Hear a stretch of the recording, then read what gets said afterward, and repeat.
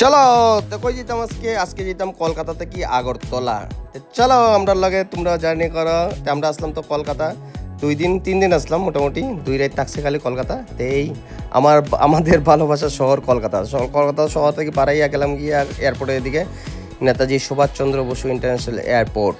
তো এয়ারপোর্টে তো ঢোকার পরে চেকিং উকিং করে লইল, এরপর ঢুকে গেলাম ভিতরে। এরপর বোর্ডিং পাস তো মেশিন আছে, বার করে লাইছি। এরপর সিকিউরিটি চেকিং, তারপরে ভিতরে আস্তে আস্তে রওনা দিলাম আমরা। এর মধ্যে এদিকে আমি যেতে আসলাম, প্রশ্নিত ভিডিও করে কয় আমি বলে বিনা কষ্টে যেলাম গিয়া। তো আমি কই তোরা একটু আসি যখন চলি কি তখন। এর মধ্যে দুপুরে কিচ্ছু খাইছি না, এরপর খাইতেও লাগবো, ক্ষুধাও লাগছে। দুপুর মানে সকালেও কিচ্ছু খাইছি না, আমরা তো সকাল হয় দুপুরে। তো এই কারণে একটু কেএফসি পাইলাম, তাই কেএফসিতে কিচ্ছু খাইয়ে নিলাম। কই কিচ্ছু খাইলে 2 দানা বাদ দেই। তো এই কারণে তার কারণে তো রাইস আছে, একটা মাংসের টুকরা দিছে, আর লগে কোকা-কোলা দিছে।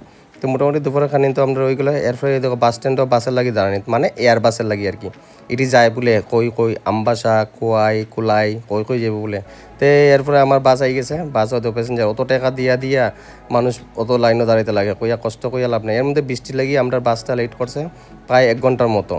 আমরা আরও তাইলে বাসের ভিতরে তো ঢুকে গেলাম। এখন বাসের সিট খুঁজে বার করতে লাগবো। তো সিট তো সাইডে সিট লইছি, আবার এইটির বলে 250 টাকা করে বেশি। যাওয়ার সময় 450 টাকা করে বেশি লইছে, আওয়ার সময় 250 করে বেশি লইছে। তারপরে তো আস্তে আস্তে আমরা বাস বাড়াইবো স্ট্যান্ড থেকে বাড়াই আকাশ উঠে গেছে। দেখছো নি কেমন বাস, এটার কয় এয়ার বাস। এটা লাগি মানে উপরের দিকে চলা দিকে এটার এয়ার বাস কয়, আর এটার কোম্পানির নাম হলো ইন্ডিকো। এরপরে তো আকাশের দেশে কোন জায়গার তো কইতাম পারি না লোকেশন ঠিকঠাক। এরপরে একটু দেখা যায় নিচে, দেখো এটা বলে বাংলাদেশে কোন নদী। এখন নিচে মিলে দেখলাম না একটু কোন নদী, কিন্তু দেখা তো গেছে না।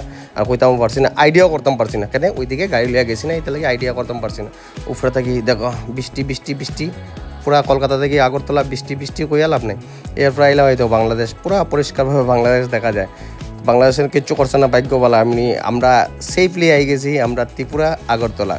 তখন আস্তে আস্তে নামিয়ে গেলাম আমরা মহারাজা বীর বিক্রম এয়ারপোর্ট আগরতলা। তারপরে তো আমরা আস্তে আস্তে বাড়িয়ে যাইমু, থাকতাম না এয়ারপোর্টও, কেন আমরা রাখতো না। তো এই কারণে আমরা বাড়া বলে অতটুকু পর্যন্ত শেষ, আমরা যেতে গিয়ে লাগবো। এরপরে এয়ারপোর্ট থেকে আস্তে আস্তে বাড়ি আমার গাড়ি হয়ে গেছে, তাই বললাম আগরতলা চলো।